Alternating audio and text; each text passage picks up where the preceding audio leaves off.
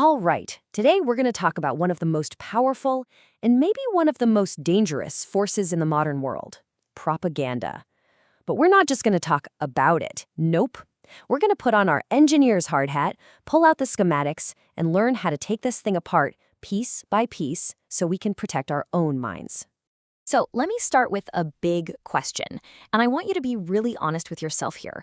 Are you absolutely 100% sure that the thoughts in your head are actually yours? Or is it possible they're the product of some invisible factory, carefully assembling your opinions when you're not even looking? You know, this isn't some new age conspiracy theory.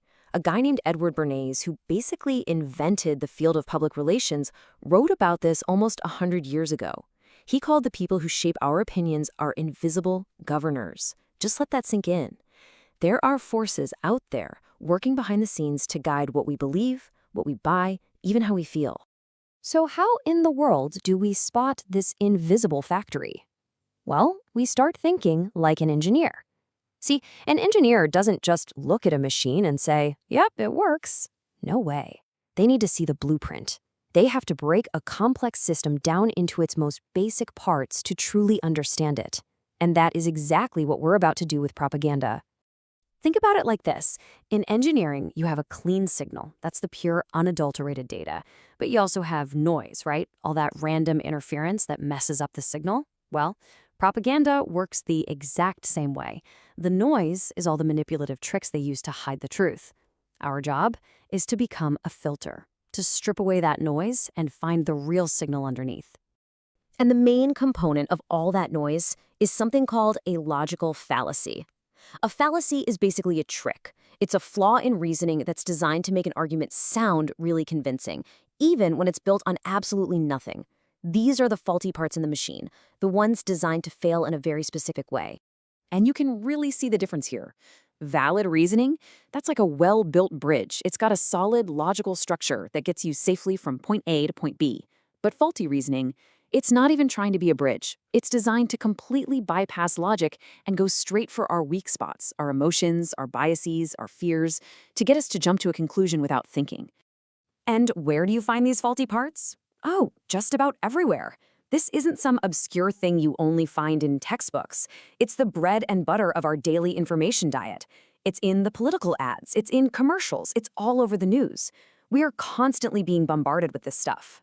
Now, when you're surrounded by all this noise, all day, every day, something dangerous starts to happen. It builds what we call an echo chamber. You get stuck hearing the same arguments, using the same faulty logic, over and over again, until it feels like the only truth. It's kind of like standing in a room where the light only shines from one angle. You can see one side of an object perfectly, but you have no idea what the other sides even look like. Okay, let's get a little more specific. Let's look at the operating system running this whole machine. A sociologist named Jacques Ellul figured out that propaganda really only runs on two main programs, and you got to understand both to be able to spot them. So on one side, you've got agitation propaganda. This is the loud, in-your-face stuff. It's the protest chants, the fiery speeches. It's designed to get you riled up and ready for action right now. Super powerful, but that energy tends to burn out pretty quick. But then you have integration propaganda, and this one is much quieter. It works slowly over time to make certain beliefs just feel normal. It's the background hum of society, shaping your worldview so gradually you don't even notice it's happening. Okay, so we've taken the machine apart, we've seen all its faulty components, and we know how it runs. Now for the most important part, the solution. It's time to build our own engineer's toolkit, a set of mental safety protocols to defend ourselves in this incredibly noisy world. Tool number one is something called inoculation. And yeah, it's pretty much what it sounds like, a vaccine for your brain. See, instead of running around trying to fact-check every single fake story, which is just impossible, inoculation preps your mind by exposing you to the tactics manipulators use. Once you learn to spot the trick itself, you become immune to it, no matter what new story they wrap it in. Now, the second tool in our kit is more active. If inoculation is your firewall, your passive defense, then Socratic questioning is your hands-on diagnostic scanner. It's a method for actively probing and testing the strength of any claim you come across, whether it's from someone else or even a belief you hold yourself. And here's how easy it is to use. This isn't about starting a fight. It's about being genuinely curious. Just ask simple questions. Start by asking for an example to clarify what they mean.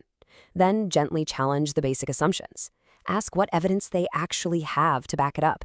And, this is a big one, always consider the other side of the argument. These 4 simple steps can take apart a weak idea in seconds. So let's put this all together. Thinking like an engineer isn't just a clever metaphor. It's a fundamental shift in how you see the world.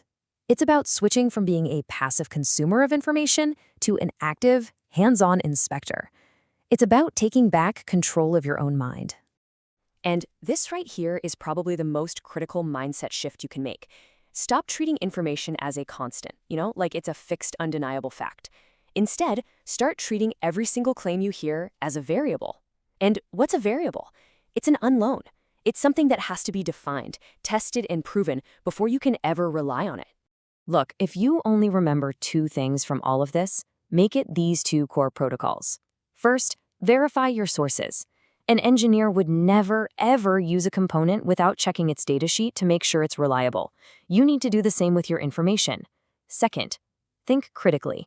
Run those Socratic diagnostics on everything. Question, probe, test, be curious. And that brings us to the end, but really, this is just the beginning for you. So I'm going to leave you with a challenge. A question that's not for me to answer, but for you to take with you. As you go about your day, look at the world, look at your own beliefs, and ask yourself this: what is the first assumption you're going to challenge today?